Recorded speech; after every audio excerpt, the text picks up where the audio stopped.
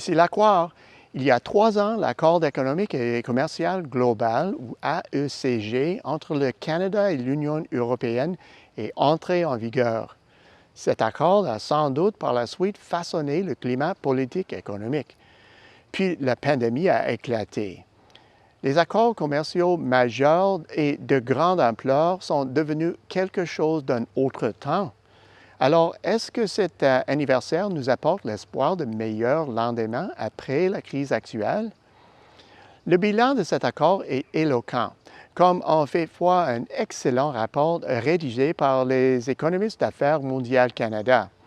Selon ce document, après l'entrée en vigueur de l'accord, on a assisté à une hausse impressionnante des exportations vers les Pays-Bas, l'Irlande, l'Allemagne et l'Italie, de même que les hausses notables des exportations vers notre principal client européen, le Royaume-Uni. La réduction des droits de douane a beaucoup contribué à cette nouvelle croissance. Les réductions de 5 à 10 consenties dans le cadre de l'accord se sont traduites pendant les 2 dernières années de l'accord par une croissance moyenne de 40 et dans le cas d'une diminution d'au moins 10 la croissance moyenne s'établit à 20 Même si ces chiffres sont remarquables, d'autres retiennent encore plus l'attention. De fait, les exportations de biens en franchise de droits de douane ont enregistré une hausse de 28 ce qui témoigne sans doute de la capacité de cet accord de libre-échange à promouvoir les exportations canadiennes sur le marché européen. Parallèlement, les importations canadiennes auprès de la zone euro ont nettement grimpé, et ce, sensiblement à la même cadence que les exportations.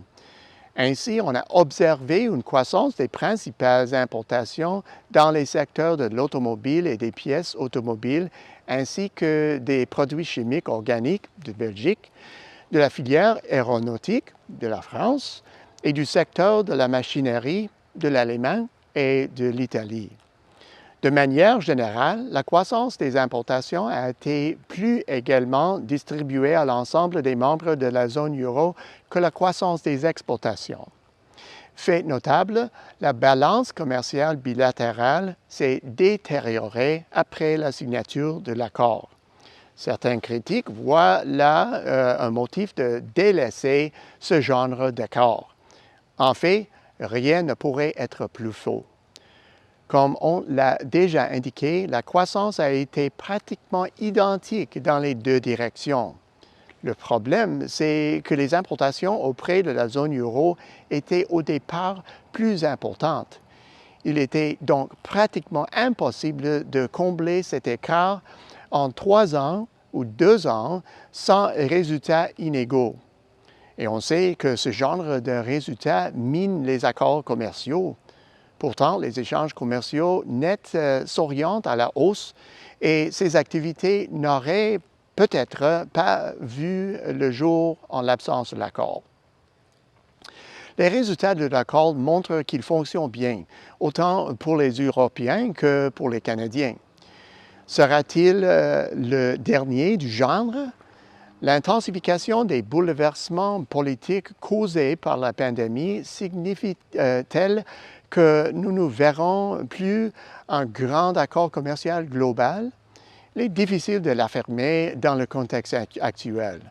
Toutefois, si on fait abstraction de la rhétorique commerciale, le principal message exprimé serait de remédier au déséquilibre dans la sphère commerciale.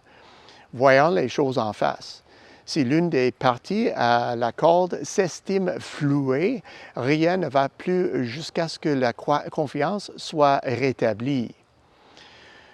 Est-ce possible? L'automne dernier, contre toute attente, les États-Unis et la Chine ne sont-ils pas parvenus à la phase 1 de l'accord commercial?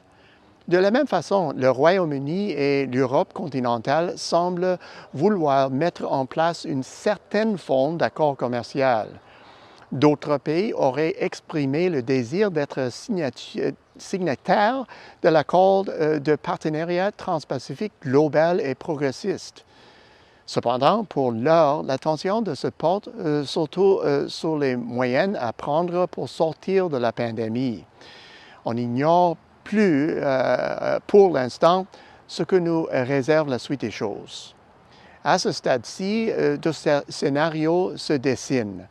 Dans le premier, le combat pour restaurer la confiance envers les institutions appuyant le commerce international pourrait recommencer, ce qui ouvrirait la voie à une certaine forme de retour de la mondialisation dans l'ère de l'après-COVID. Dans le second scénario, on ferait le choix de davantage d'acrimonie et de régionalisation, un choix dont le coût serait relativement élevé. Des impératifs d'efficacité suggèrent que le premier scénario l'emporterait. Néanmoins, on ne peut ignorer l'antagonisme généralisé qui pourrait l'accompagner. Au bout du compte, l'AECG est le parfait exemple de ce qu'un accord de libre-échange bien conçu est censé réaliser.